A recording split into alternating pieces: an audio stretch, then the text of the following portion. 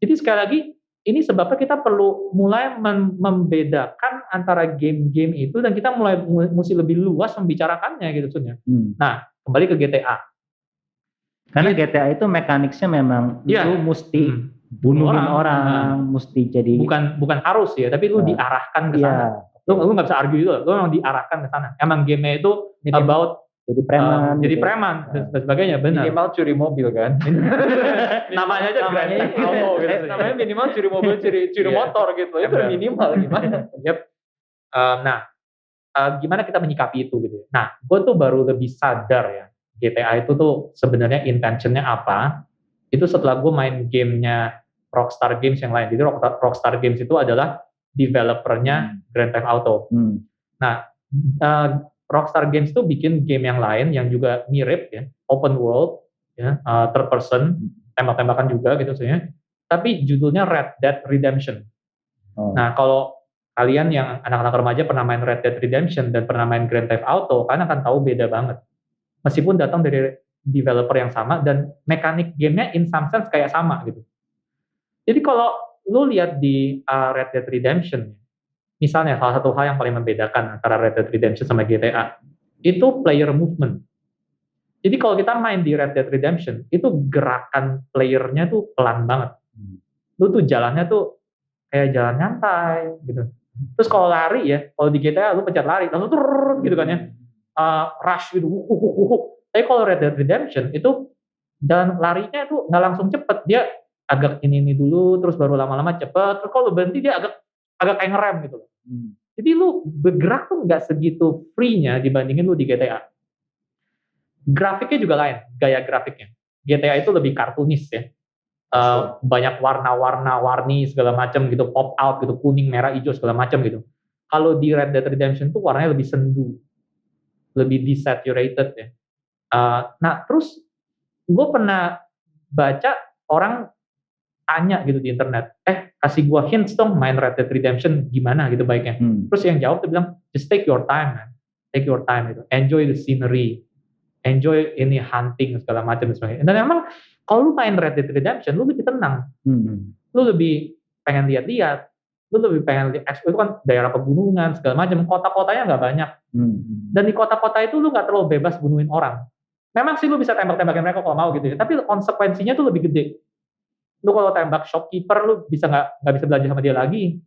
Terus kalau lu rampok orang, lu bisa rampok orang di Red Dead Redemption, tapi kalau lu ngerampok pakai baju yang sama, lu bakal ketahuan. Jadi terus next time orang kota itu akan kenalin lu dan langsung panggil sheriff segala macam dan sebagainya. Lebih organik lagi maksudnya, lebih ada konsekuensi gitu maksudnya. Nggak bisa sebrutal GTA. Nggak bisa sebrutal GTA. Jadi memang di GTA itu ada diarahin lebih ke arah yang bisa bunuh-bunuhan kayak gitu. Di Red Dead Redemption enggak gitu maksudnya. Nah, belakangan gue baru sadar lagi ya, kalau di GTA itu kenapa bisa dibebasin kayak gitu? Karena memang GTA itu adalah game satir. Kalau Red Dead Redemption itu mungkin kalau gue mesti kasih istilah genre ya, gue kan bilang itu game tragedi. Itu game tragedi gitu. Nah, itu sendu gitu ya, pelan-pelan, dan ceritanya tuh makin lama tuh makin menyedihkan. Mereka tuh pertama dari geng yang benar-benar baik gitu ya, terus mulai mengalami kesulitan, pemimpinnya mulai sinting, akhirnya gengnya pecah segala macem, si tokoh utamanya kena TBC lah segala macem gitu ya. Itu benar-benar game yang tragedi lah, tragis banget tuh game. Kok GTA tuh nggak ada kayak gitunya. GTA tuh game satir, itu game yang sedang menertawakan ya, mengambil elemen-elemen dalam hidup Amerika modern lalu menertawakannya. Lu bisa lihat itu kan ya, kayak misalnya fast foodnya itu ngambil kayak gayanya McDonald's segala macam, tapi judulnya dianeh-anehin, title-nya dianeh-anehin gitu ya. Untuk menunjukkan seberapa fake-nya Amerika itu. Nah, ini ada interview juga sama Dan Houser ya, which is si producer sama kreatornya daripada GTA. Memang tujuannya itu satire. Makanya ada, mungkin lu bisa jelasin dikit, mungkin anak-anak remaja nggak tahu satir itu apa kali ya mungkin. Iya, satir itu jadi lu mengambil sesuatu dan lu menunjukkan, lu pakai humor, lu membingkai sesuatu dalam humor yang menunjukkan absurditinya gitu. Nyindir lah. Nyindir, ya benar, nyindir. Nyinyir bahkan juga mungkin ini ya, agak lebih tepat. Sebuah kritik terhadap sesuatu yang jelek, tapi dalam bentuk humor, sindiran. Benar.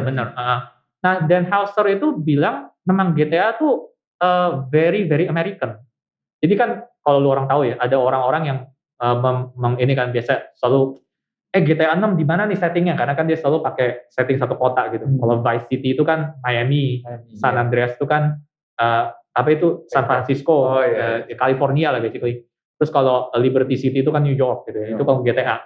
Terus ada yang bilang, GTA kan musuhnya di London dong, di London gitu ya.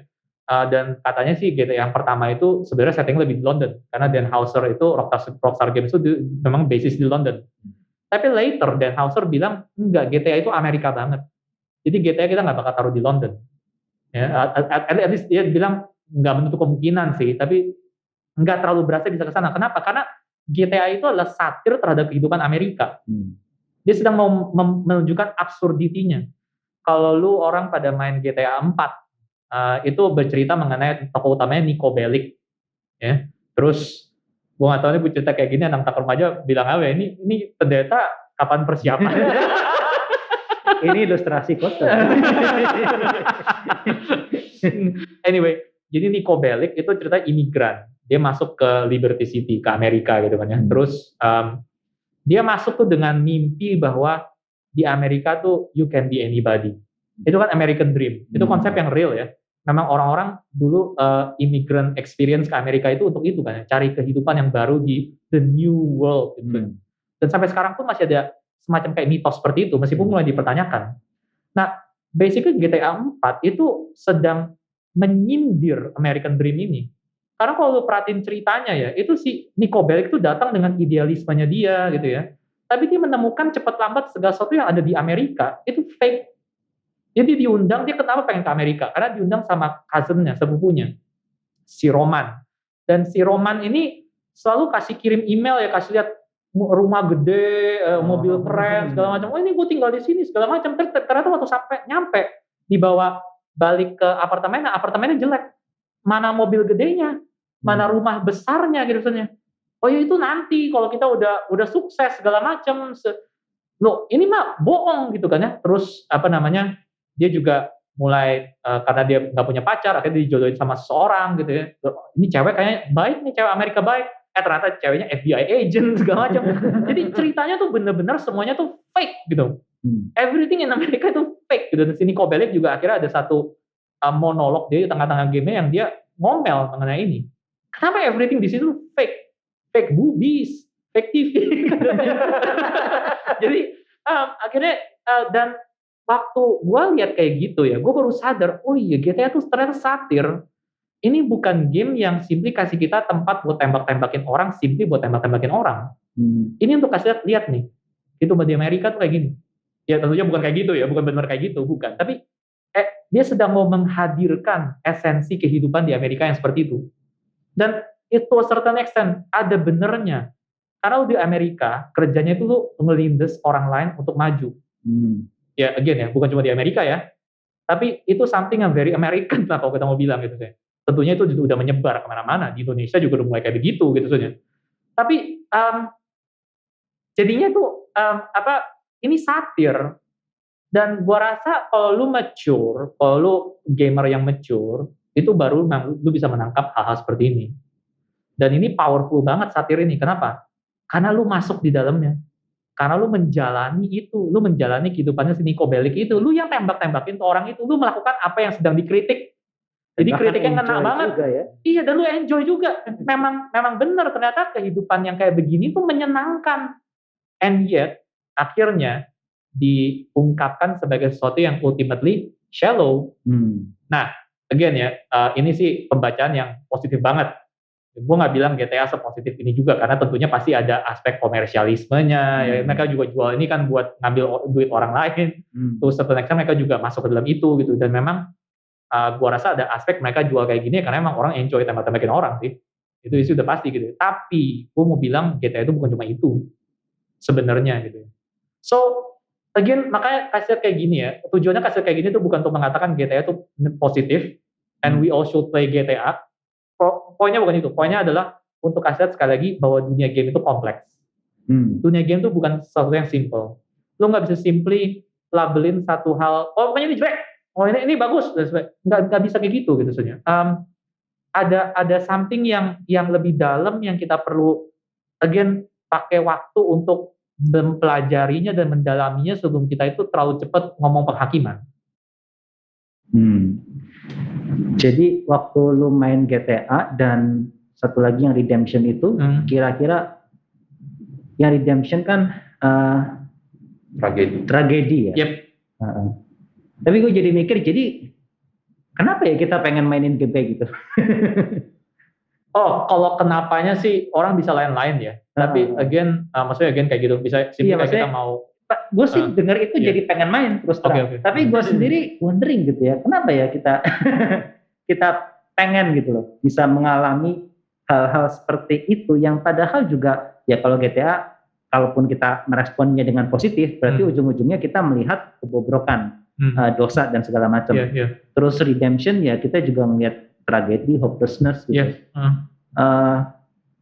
Tapi apa ya tempatnya itu di dalam hidup kita sehingga itu something yang mungkin baik juga untuk kita lakukan. Nggak tahu sih, gue jadi wondering. Karena kalau gue sih mikir kayak gini ya, karena kebenaran itu sesuatu yang nggak cuma perlu lu itu dengar dalam arti lu baca, lu ini terus lu bisa amini gitu ya. Tapi seringkali kan kebenaran tuh baru benar juga ada aspeknya ketika kita itu mengalami ya. Jadi misalnya secara teoritis, of course kita bisa mengatakan kita percaya bahwa Allah itu mengasihi kita. Tapi tentunya ini lain banget dengan ketika kita itu punya pengalaman bahwa Allah itu mengasihi kita kan. Ini kan dua hal yang berbeda gitu. Nah, game itu sekali lagi karena faktor identifikasi yang sangat kencang itu, maka game itu tuh sangat powerful dalam hal ini. Game itu nggak perlu khotbah ke lu. Game itu tuh nggak perlu ngomong ke lu, hey, American culture kayak gini tuh shallow gitu ya, fake gitu. Dia nggak perlu tulis itu, tapi dia ajak lu mengalaminya. Dan itu something yang powerful. Itu something yang lu nggak bisa dapetin kalau lu cuma baca kalimat, ada gini lah gampangnya ya. Lu orang nonton Avengers, sama lu baca Wikipedia summary, cerita sinopsisnya Avengers gitu maksudnya. Mau yang detail kayak mau yang apa kayak terserah dia gitu ya. Kan nggak bisa menggantikan ya experience-nya itu kan ya. Nah, game itu tuh membawa aspek experience ini to another level. Karena lu bukan cuma membaca ini terjadi, tapi lu benar-benar menjalaninya. So kalau dalam lu nonton film, tokoh utamanya dapat satu hal yang baik ya, lu bisa bersuka cita. Tapi lu mungkin nggak sampai bangga. Kalau tokoh utamanya itu melakukan satu kebodohan, lu itu mungkin bisa sedih sama dia, atau mungkin bisa kesel sama dia. Tapi lu nggak merasa bersalah. Tapi kalau lu main game dan tokoh utamanya yang lu mainin itu yang melakukan kebodohan, lu bisa merasa bersalah loh. Hanya game itu ada aspek identifikasi yang seperti ini yang lebih gede banget. Yang sayangnya mungkin kita belum tap ya, belum mampu untuk mengolah ya. Although again lu bisa lihat game-game yang baik itu mengolah hal seperti ini. Gue jadi ingat satu contoh ya bagus ya. Jadi ada satu orang namanya Romero, bukan Romero yang bikin zombie itu bukan. Ini cewek, gue lupa nama depannya Beth atau siapa gitu. Dia bikin game yang agak-agak eksperimental. Game ini namanya Train. Dan game ini tuh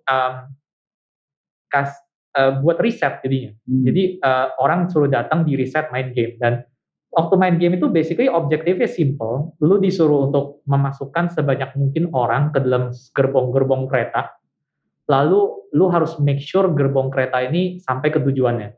Jadi lu harus bersihin halangannya segala macam ya. Biasa kan game kan ada tantangan-tantangannya gitu segala macam. Terus ya seperti biasa orang main game itu berusaha untuk sebanyak mungkin masukin gitu ya. Ini orang sini masih tepat, masukin sampai ikan sarden gitu ya. Terus sebisa mungkin semuanya nyampe ke tempat tujuan dengan selamat gitu. Tapi lalu yang menarik dalam game ini adalah si Romero ini, dia mulai kasih hint di dalam gamenya bahwa sebenarnya tujuannya tuh kemana dan siapa yang sebenarnya ada dalam gerbong-gerbong kereta itu. Dan ternyata di tengah-tengah game ketahuan tujuannya itu ke Auschwitz. Dan si Camp Nazi. Dan orang-orang yang dalam gerbong kereta ini adalah orang-orang Yahudi yang mau dibunuh. Nah ini interesting kan ya, karena di dalam poin itu risetnya itu mulai masuk. Dan mereka mulai lihat ternyata orang-orang begitu mereka mulai menyadari ini Auschwitz, ini mau ke kamp konsentrasi, mereka mulai mensabotase game mereka sendiri. Ada yang berusaha untuk oh enggak deh, jangan banyak-banyak yang masuk. Tadi kan sebisa mungkin banyak yang masuk gitu kan. Sekarang mulai jangan banyak yang masuk gitu. Terus keretanya bukan disampaikan ke tujuan tapi malah dihalang-halangi gitu. Lucu gitu. Jadi ternyata game itu mempengaruhi kita dengan begitu dalam ya. Nah, kita tuh sering kali pikir game itu membuka semua jalan, lu bisa jadi orang baik, lu bisa jadi orang jahat gitu ya, bahaya banget nih. Tapi actually kalau kita lihat riset-risetnya ya, orang yang main game secara keseluruhan, secara kebanyakan, secara umum itu ambil jalur yang bermoral. Jadi misalnya Mass Effect ya, itu salah satu game yang terkenal sekali dari BioWare. Dan Mass Effect itu lu ada 2 jalan gitu. Lu kalau dialog segala macam tuh ada pilihan mau Paragon atau Renegade.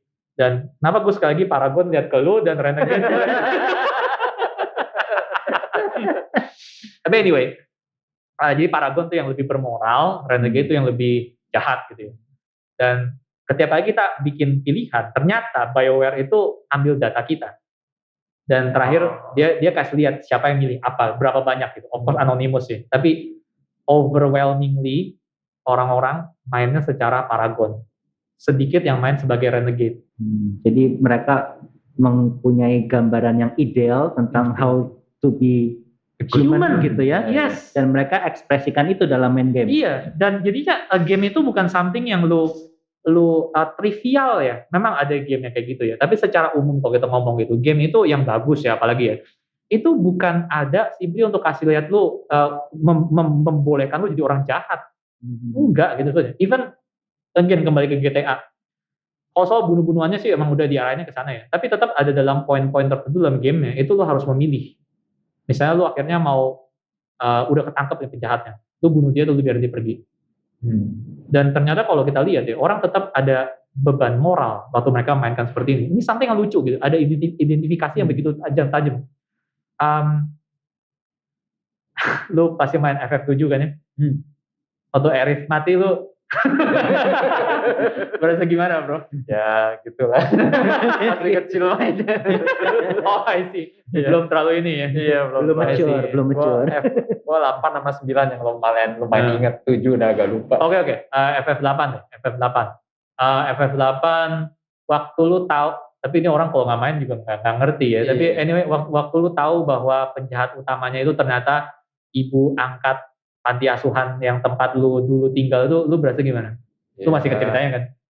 Udah agak lupa juga itu. Come on man.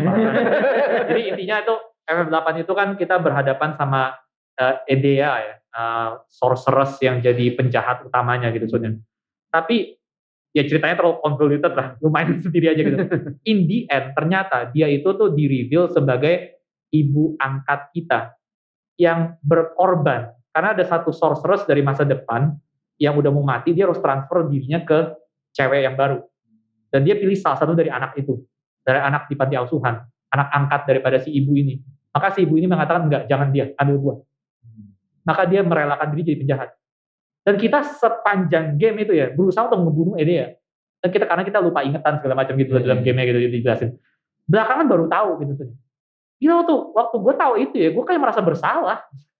What did I do gitu maksudnya gitu kan? Kok bisa sih? Aduh kenapa bisa lupa gitu, bodoh banget gitu dan sebagainya. Aneh kan ya? I mean, kenapa sampai segitunya ya? Tapi memang itu pengalaman yang kita dapetin dalam game karena memang kita itu diajak untuk masuk dalam level yang jauh lebih dalam dibandingkan media yang lain.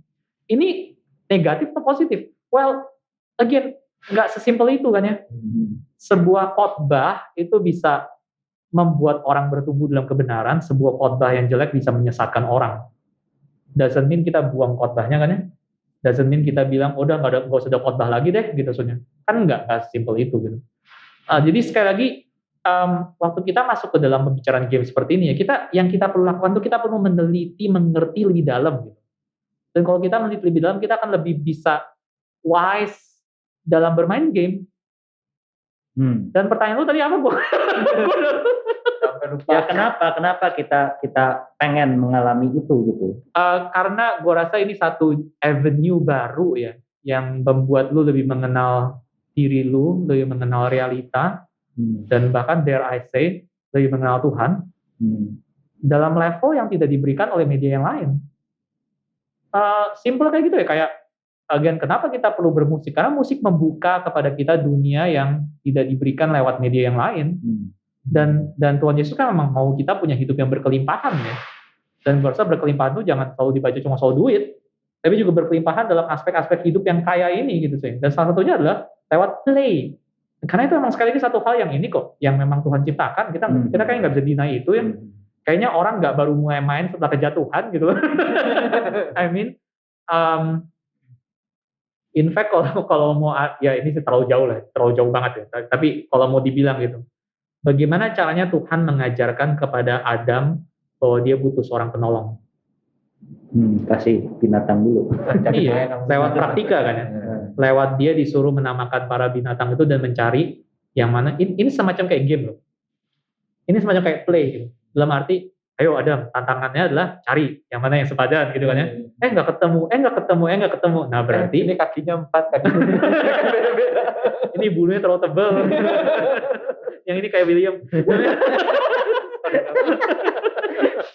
Anyway, jadi play itu bukan sesuatu yang baru muncul setelah kejatuhan. Itu sih gue rasa benar. Dan itu sesuatu yang memang penting untuk membuat kita jadi manusia yang utuh. Ya. Okay. So, gue rasa itu satu kejelasan ya kenapa kita ya, gue nggak mau bilang perlu main game, tapi kita perlu play.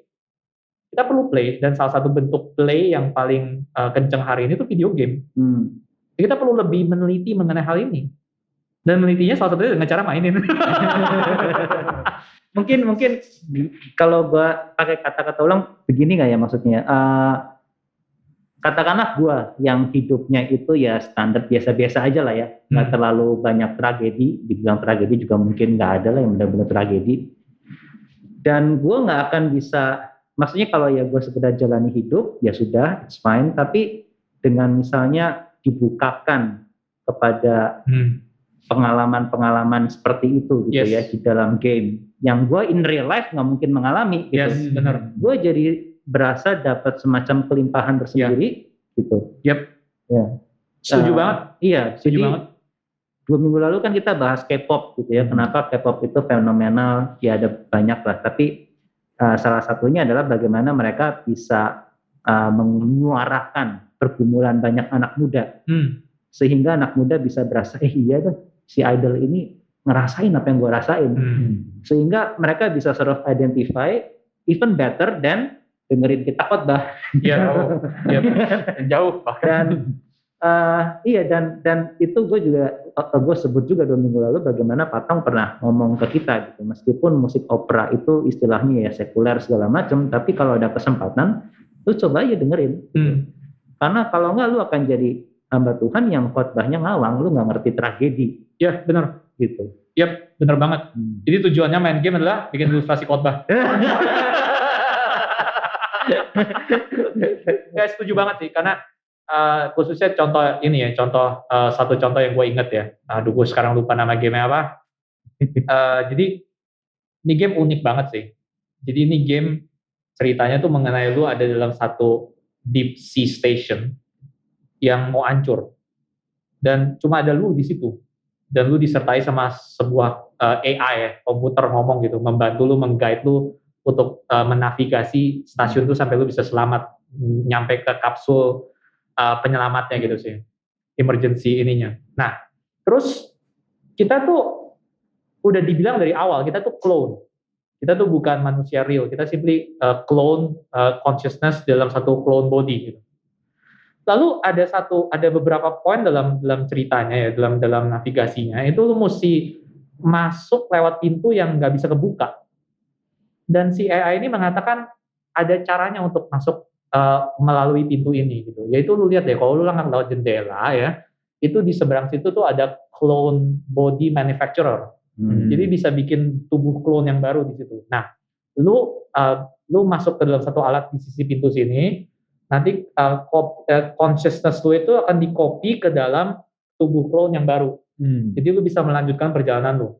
Melewati pintu ya, tapi ininya ditransfer lah ya istilahnya. Nah, itu dia hal yang ini. Kita dengar kayak gitu, lu dengar kayak gitu langsung mikirnya transfer kan.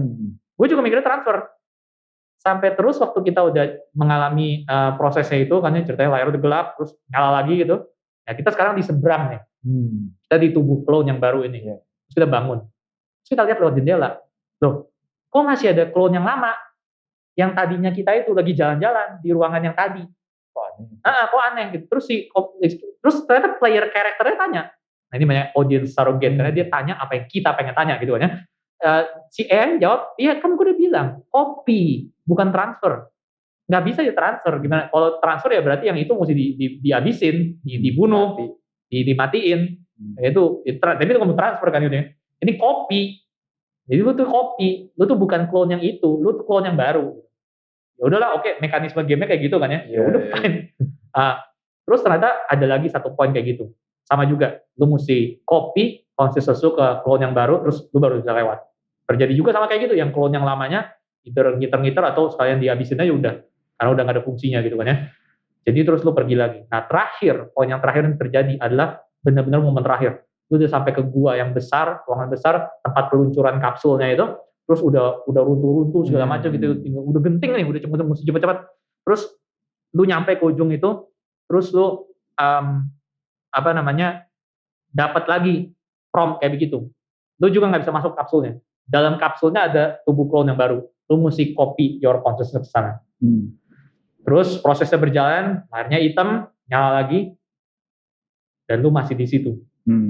Lu masih di sisi yang lama. Dan kapsulnya lepas, berangkat ke atas, dan si AI mengatakan congratulations, sukses, lu selamat. Lalu player karakternya teriak, lo enggak, gue masih di sini. Kapsulnya lepas tanpa gue gitu. Terus si AI ngomong, lo enggak. Clone itu udah tercopy konsistensinya. Dia udah selamat, lu udah selamat. Lo enggak, gue masih di sini. Ya memang, tapi seperti yang sudah-sudah, kan kemarin tuh juga kayak gitu kan ya. Clone-nya di copy, konsisten di copy, terus selamat. Cuma ini kan, ngerti kan pinternya kan ya. Jadi di poin yang pertama dan kedua, memang cerita kayak 50-50. Lu either bangun lewat perspektif yang lama, atau lu bangun dalam perspektif clone yang baru. Dan dua, yang pertama lu bangun di perspektif yang baru. Sekarang di yang ketiga, lu mengalami pengalaman kalau lu nggak bangun di perspektif yang baru. Lu melanjutkan hidup lu sebagai clone yang lama. Di saat momen itu brilliant banget, karena lu baru sadar apa yang lu lakukan kepada dua clone yang tadi itu. Lu baru sadar apa bobot sesungguhnya dari tindakan lu sebelumnya. Ya dari tadi juga sama sebenarnya. Dari tadi setiap kali lu transfer copy kayak gini, ada yang ditinggalin. Ada yang ditinggalin, ada yang nggak bisa lanjut. Sekarang lu mengalami sendiri. Dan waktu kita mengalami kayak gitu ya, kita bukan cuma baca ada yang mengalami kayak gitu. Kita benar-benar mengalaminya. Ini orang yang kita itu jalanin kakinya gitu. Ini orang yang pilihan-pilihannya itu adalah pilihan-pilihan kita gitu. Dan waktu kayak gitu ya, lu baru sadar, ya ampun, what have I done gitu. Dan game-nya berhenti di situ. Najis banget. Tapi itu game yang brilian ya. Maksudnya dalam arti ya itu seperti yang tadi si Ivan bilang ya. Ini experience yang kita nggak bakal dapat di real life. Tapi sama, science fiction juga sama. Science fiction itu kasih skenario yang luar biasa fantastis kan. Kita nggak bisa lakukan dalam dunia ini. Tapi kenapa itu perlu? Karena lewat menjalani hal-hal yang seperti ini kita bisa lebih melihat sekali lagi kembali ke realita yang benar. Kita lebih bisa menyadari sekarang waktu kita kembali ke dunia nyata, gue rasa gue belajar sesuatu ya, yaitu gue harus sadar waktu gue melakukan sesuatu ke orang nih, itu gue mungkin nggak sadar loh seberapa bobotnya sampai gue jadi korbannya gitu. Dan itu pengalaman yang limpah, itu pengalaman yang membuat harusnya kita jadi human being yang lebih baik ya. So iya itu salah satu yang gue rasa pengalaman yang jelas sekali gitu ya. Makanya game kayak gini yang sebenarnya lebih perlu dimainin ya dibandingin game yang lu kerja cuma naik level segala macam gitu, ngejar equipment, item segala macam. Ini mungkin actually ini bisa ya. nih. Oh iya, enggak, gue pengen coba ngomong pakai bahasa gue gitu ya. Misalnya kan kita clone lama tuh A, dan kita kan yang selalu berhasil, kita kan selalu menjadi B ya. Istilahnya kalau kita waktu jadi clone si B itu kita merasa fine kalau kita mengorbankan orang lain, asal kita advance gitu, asal kita maju lebih maju, dan kita terus berasa seperti itu, dan kita hidup di dunia ini kita sadar gitu. Tapi ternyata kita baru sadar waktu transfernya itu kita tetap di A, nggak jadi si B, kita jadi orang yang dikorbankan. Ya kan? Orang yang dikorbankan itu nggak bakal pernah terima. Tapi kalau kita terus merasa di dalam hidup ini, oke, gue bisa korbankan others, nggak ada masalah. Tapi ternyata setelah kita yang jadi korbannya, dan kita lihat itu di bayi-bayi di atas, itu nggak enak banget ya. Itu momen eureka momen kali ya bagi dalam itu ya. Ya untuk ini sendiri gue juga refleksi kayak bagaimana ya bisa lihat jadi kayak begitu ya. Di sini pastinya. Lu pernah dikorbanin apa? Enggak. Pernah mengorbanin siapa? Bagaimana perasaannya tuh babi-babi yang kita barusan korban? Oke, wah ini sih sangat insightful ya. Maksudnya main game itu kita bisa reflect dan bisa mendapatkan kelimpahan. Dan gue rasa ini contoh bagaimana sih seharusnya kita itu bermain game dengan sehat gitu kali ya. Nah tapi mungkin sebelum kita selesai, mungkin kita mesti sedikit address nih beberapa hal yang negatif juga kali ya tentang game, karena ya sekali lagi apa yang bagus bisa jadi jelek begitu. Dan kalau tadi lu ada sebut apa misalnya naik level apa segala macam, itu kira-kira kenapa ya? Kenapa itu something yang mungkin kita mesti hati-hati lah gitu. Jadi dalam dunia game ya, kalau bahasa game ya, itu ada game yang namanya game loot driven game. Loot itu loh apa? Hasil perang, lu bunuh musuh, dapat item, itu namanya loot gitu kan ya. Loot driven game itu jadi kayak mungkin salah satu contoh yang paling populer itu Diablo ya, atau misalnya Borderlands juga kayak gitu ya, dimana pola gamenya tuh yang membuat lu yang drive utama dalam game tersebut adalah lu bunuh musuh untuk dapat item, lalu item ini lu pakai buat bunuh musuh lagi, dan musuh itu akan menghasilkan item yang lebih bagus untuk lu pakai untuk dan seterusnya gitu. Bisa ngerti kan, ini loot driven game gitu. Dan ini fenomenanya mulai banyak ya dalam game hari ini gitu kayak begini, karena ada banyak game yang emang tujuannya tuh cuma buat meres konsumernya, usernya gitu. Jadi emang simply game ini bertahan dengan menjanjikan kalau lu terus-terusin main game ini, maka lu akan dapat item yang lebih bagus lagi. Dan lewat itu nggak tahu lu berasa lebih fulfilled, lu lebih segala macam. Tapi ini kan cycle yang ujungnya nggak kemana-mana gitu. Game yang ujungnya yang cycle yang ujungnya, kalau mau kembali ini ya, Albert Einstein kan ngomong kalimat yang bagus itu ya, apa definisi insanity? Definisi insanity itu adalah melakukan sesuatu hal berulang-ulang tapi expecting different outcome. To some extent ya, apa namanya, ya ini loot driven game itu game yang gila gitu sih. Karena lu tuh benar-benar isinya tuh itu. Ada sih pasti, Diablo ada ceritanya. Cinematic-nya Diablo juga keren abis, by the way. Blizzard itu nggak main-main ya kalau bikin sinematik gitu ya, terkenal banget. Terus tentunya juga ada kayak jurus-jurusnya segala macam kayak gitu juga pasti ada. Itu bukan cuma ya mekaniknya segala macam, strategi-strateginya ngelawan monster kayak apa, pakai strategi kayak apa dan sebagainya. Tapi nggak bisa deny gitu bahwa yang benar-benar mendriven lu untuk main game-game tertentu itu adalah ini loot drivenness ini gitu ya. Dan gue rasa itu akhirnya game yang akhirnya shallow ya. Karena game ini ujungnya itu cuma kayak ya itu, lu pernah lihat nggak sih kayak orang di Alam Sutra itu ada mall ya, terus depannya itu ada tulisan gini, wake up, watch movie, repeat. Itu lucu ya, karena dia kasih kayak gitu sebagai iklan. Tapi itu kan sebenarnya sindiran ya. Maksudnya, dia sih nggak menghadirkan itu sebagai sindiran, tapi gue baca itu sih kayak ya inilah kehidupan pop culture gitu. Yang lu tuh nggak kemana-mana, lu cuma muter-muter di situ doang gitu. Dan gue nggak rasa Tuhan itu pengen kita hidup kayak gini. Kalau kayak tadi again, makanya kalau kita escape tapi untuk lalu balik dan mendapatkan sesuatu ya, kita bertumbuh, kita berkembang, itu something yang positif.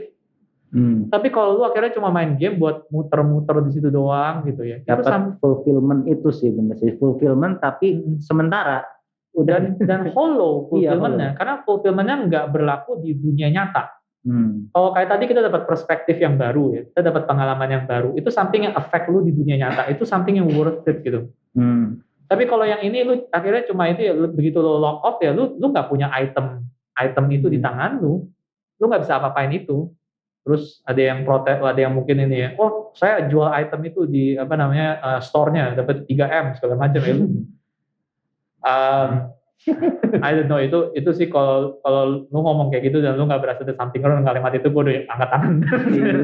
Di satu sisi kita iri ya, punya duit sebanyak itu, tapi sisi lain kasihan juga hidup lu cuma segitu doang gitu. Iya. dan gue nggak tahu kalau lu dapet 3M segampang itu ya, gue nggak yakin lu akan spendnya dengan wise. Tapi anyway, ya who am I to talk? Gue nggak punya 3M. Tapi anyway, ini kembali lagi guys. So game yang loot driven tuh kayak game yang ujungnya tuh hollowness, sia-sia ya. A bit kayak musik pop yang shallow. Kayak industri musik pop ya. Gak semua musik pop kayak gini by the way. Tapi kalau kita lihat misalnya kayak kritiknya Theodore Adorno terhadap musik pop, which is kayaknya anak remaja kita udah familiar banget karena Ko Ivan kayaknya senang banget ngomong itu kan ya.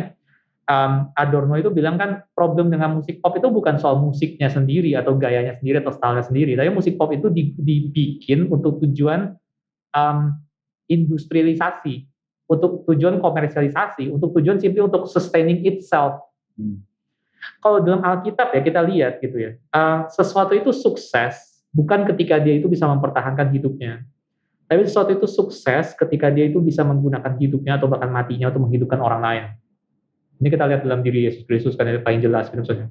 So gue rasa kalau misalnya game itu sukses dalam kacamata Kristen, itu adalah ketika game ini nggak hidup bagi dirinya sendiri, tapi game ini membuat kita bisa lebih hidup di dalam hidup yang nyata misalnya.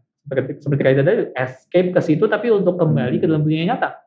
Lewat masa yang kita pakai dalam game ini itu bisa malah menghidupkan kita di masa kehidupan yang real ini gitu sebenarnya. So itu mungkin salah satu kriterianya ya, salah satu tandanya gitu, salah satu karakter, salah satu elemen yang kita sepakai untuk evaluate between game yang jelek sama game yang bagus. Although kalau ngomong kayak gitu doang, apa kesannya nggak ini seperti utilitarian doang ya? Maksudnya menggunakan game untuk achieve higher purpose, untuk kita learn something gitu. I mean misalnya kayak game yang ya kita kan dulu sering main bareng tuh, main FIFA apa-apa, itu kan bukan something ada story kita bisa belajar kan, tapi simply having fun memainkan mekanik gamesnya. Tapi still gue juga ngerasa itu beda sih sama yang loot driven itu ya. Gimana kita dapat kepuasan di game-game yang mekaniknya menarik, kayak kita main Zelda misalnya, ceritanya sangat biasa saja tapi menarik, kita explore ini itu gitu. Cuman memang kayaknya beda ya sama loot driven itu, kira-kira apa ya bedanya? Kalau kayak FIFA segala macam kayak gitu ya, itu to a certain extent bisa lihat kayak agak mirip tapi beda karena sekali lagi pertama FIFA nggak ada lootnya, kecuali terakhir which is terakhir FIFA itu bikin loot box, which itu kacau juga gitu sebenarnya, sampai akhirnya di ban di Eropa atau di mana gitu, gue nggak inget lah, nggak bikin lagi karena box itu, ya, jadi loot box itu nggak boleh lagi gitu, FIFA-nya tetap boleh tapi loot boxnya nggak boleh. Orang tahu loot box ya yang apa sih, mysterious box segala macam, lu pakai poin atau lu pakai duit beneran untuk nggak tahu dapat apa gitu ya. Itu gua rasa menariknya itu orang yang loot begitu ya, unsur yang dieksploit itu kayak ada unsur gamblingnya gitu. Iya, uncertainty. Gambling. Anyway, tapi yang membuat lu main FIFA secara terutama tuh bukan itu. Lu nggak datang ke FIFA demi loot yang lu bisa dapetin. At least gue nggak tahu lah ya kalau sekarang ya, mungkin ada juga sih yang main FIFA udah langsung kayak itu, tertarik sama itu, I don't know. Tapi gue main FIFA dari FIFA 97 actually. Pas juga pertama kali 21, ya FIFA 97, dan gue memang main itu buat main bola, bukan buat dapetin kayak semacam ininya. Gue main itu buat exploring gimana caranya yang paling efektif atau paling indah atau paling beautiful atau paling straight, direct untuk bisa score goal segala macam ya, gimana untuk bisa atur antara taktik between the players segala macam, atau simply untuk have fun seperti yang lu bilang gitu kan ya. Karena emang main bola itu lu nggak harus aware kok dengan segala urusan taktiknya untuk bisa menikmati gitu sih. Meskipun itu jalan juga sih sebenarnya secara instinktual ya. Tapi intinya yang mendrive lu untuk main FIFA atau main game-game yang apa yang tadi itu bukan loot gitu. Bukan untuk simply mengulangi satu pattern yang reinforcing itself. Itu terus terang sih pattern yang reinforcing itself itu pattern closed system kayak gitu ya, itu pattern addiction gitu. Addiction itu yang memperbudak gitu ya. Iya, ada slavery-nya, bener. Jadinya sekali lagi, memang ya, gue pasti akan mengatakan main game itu nggak harus semuanya bisa di-justify untuk kita higher learning, dapat segala macam. Dari tadi kita ngomong kayak gitu kan, narasi kayak gini bisa dapat ini, bisa kembali ke dunia segala macam. Tapi gue sih tetap open juga untuk main game, untuk simply have fun. Karena sekali lagi, play itu waktu si anak kecil perempuan main boneka, dia nggak melakukannya demi untuk mendapatkan sesuatu. And yet dia dapetin anyway. Jadi awareness lu bahwa lu sedang mainin itu dapat sesuatu itu bukan something yang important sebenarnya. Play-nya yang important. Outcome-nya bodoh dapat atau enggak itu nggak terlalu penting buat lu kan. Yang penting tuh having fun. And yet tetap having fun itu karena ada benefitnya. Jadi lu nggak harus aware sama itu. Kalau kita setiap kali main tuh harus ada, pokoknya gue mesti tahu dulu nih, sebelum gue main game ini gue bisa dapat apa untuk kehidupan gue nyata, itu rasionalisme. Karena sebenarnya yang lu cari bukan benefitnya, tapi kesadaran bahwa lu dapat benefit. Nggak harus. Kayak gue bisa ngomong kayak gini lah ya, Will, lu kenapa masuk SD nggak homeschooling, Will? Nggak tahu juga lah ya, lu bukan yang memutuskan ya. Tapi misalnya lah gitu, kita tanya ke diri kita, kenapa kita sekolah SD? Terus kita ngomong, iya tuh nggak ada guna sekolah SD itu ya, kayaknya nggak ada hal yang nyampe gitu hari ini gitu sih. Semua ilmu SD tuh kayaknya dibuang deh, nggak ada yang bertahan gitu. Well, katakanlah itu benar ya, meskipun enggak sih, karena tetap tambah kurang kali segala macam kan belajar di situ. Tapi anyway, katakanlah itu benar, at least 60% ya, let's say gitu, bahwa informasi atau data yang didapetin di dalam bangku SD itu nggak dipakai dalam kehidupan nyata. So kayaknya itu nggak berguna. Tapi gue akan mengatakan enggak. Karena lu di SD kan bukan cuma belajar pelajarannya ya. Tapi lu di SD itu lu masuk ke dalam lu belajar bagaimana untuk masuk hidup dalam sebuah masyarakat. Lewat skala yang lebih kecil, ruang kelas. Bagaimana lu koeksis dengan orang-orang yang lu nggak suka. Bagaimana lu koeksis dengan figur otoritas. Bagaimana lu koeksis dengan even barang-barang mati, benda-benda mati itu lu pelajarin sedikit banyak di SD juga gitu. Dan itu something yang stay sampai sekarang, whether or not lu sadar atau nggak sadar. So kesadaran dapat benefit ya, itu overrated gitu. Memang kalau bisa ada, why not? Tapi nggak harus ada juga sih. Jadi lu bisa main game simply untuk have fun. I don't mind gitu. Ini jawaban kenapa gue kuliah komputer lalu masuk STT. Nggak kepake komputer. Gue kuliah musik masuk STT juga nggak terlalu kepake. Lu nggak mau pakai bukan? Gue kuliah ekonomi masuk STT ya. Jual sepeda. Anyway, oke, jadi itu ya. Ya ada lagi nggak yang mau disampaikan mungkin? Udah nggak kepikiran. Mungkin satu hal yang terakhir yang kita belum sempat ngomong ya, yaitu mengenai komunitas dalam game. Iya. Gue rasa itu juga penting ya, karena mungkin akhirnya anak-anak remaja dengar semua ini, terus mereka bilang, well oke, tapi bagaimana caranya untuk kita bisa punya kebiasaan habit gaming yang positif ya, habit gaming yang reflektif, habit gaming yang bisa memilah-milah antara experience game yang membawa kepada kehidupan dan experience game yang membawa kepada kematian gitu, bagaimana caranya gitu. Dan gue rasa jawabannya itu memang dengan kita sendiri reflect, dengan sendiri kita belajar, kita meneliti lebih dalam mengenai game-nya, tapi kita nggak berhenti di situ karena kita gereja. Dan itu berarti waktu kita dalam gereja, kita actually bisa start habit gaming yang sama-sama sesama orang Kristen, sama saudara seiman, dan itu beda loh, itu beda banget. Bedanya tuh bukan dengan cara kayak gini ya, maksudnya bukan dengan cara dalam grup gaming Kristen gitu ya, terus orang-orang pada tulis ya inilah bagaimana game ini menunjukkan Kristus atau whatever, nggak harus sampai ke sana sih, ya boleh aja kalau misalnya bisa gitu, tapi nggak harus sampai ke sana. Dalam arti event kayak gini lah ya, kita ngaku dosa aja lah, kita ini semua bertiga kan grup sepeda sama-sama bareng-bareng ya. Dan actually kalau di grup ini tuh sepeda tuh sangat temptation-nya tuh gede untuk spend duit lebih banyak lagi buat dapetin parts yang lebih bagus lagi gitu kan ya, untuk sepeda kita gitu. Semakin lama makin keren, makin canggih, makin cepat, makin loncer, makin jangkrik, whatever lah gitu ya. Dan gue ada perasaan ya, kalau misalnya gue nggak ikutin grup lu orang, dan gue masuk ke grup orang-orang di luar gereja ya, terus gue misalnya posting, gue beli saddle 4 juta gitu, ya. Terus orang tuh bakal beresponsnya mungkin adalah, masih kurang, gue punya yang 8 juta gitu, mungkin gitu ya, mungkin gue nggak tahu gitu ya. Tapi kalau di grup gue sama lu orang ya, kita ada yang ngomong gitu, saddle 4 juta, itu yang lain pada, gile, duit dari mana gitu ya, kayak gitu ya. Kalau di grup sekuler, kita kurang malah malu. Iya benar. Ini kebalik. Iya. Kita malu kalau spend kebanyakan. Iya, jadi itu aja udah beda ya. Itu aja udah beda ya. Di komunitas yang mana tuh beda banget. Nah, jadi gua rasa kalau kita mulai mau ada satu gaming habit yang positif, kita mesti mulai dari komunitas. Kita nggak bisa mulai dari diri kita sendiri. Ya terus kan gini lah, gampangnya gini ya. Lu orang main game kenapa sih? Masih kenapa lu pilih game yang itu gitu? Kenapa lu partikularnya main? Dari mana itu mulainya gitu? Ini gitu, orang hari ini main Mobile Legends segala macam. Dari mana sih? Berapa banyak yang main itu karena kayak baca review, terus ini bagus atau whatever gitu ya, quality game. Kayaknya lebih banyak ya karena komunitas tuh main game yang sama kan. And so karena itu fear of missing out. Iya, ada itunya gitu sih. Dan fear of missing out itu nggak entirely negatif ya. Dalam arti kalau dalam satu komunitas yang baik, lu fear of missing out hal-hal yang baik dalam komunitas tersebut, itu juga satu hal yang positif gitu.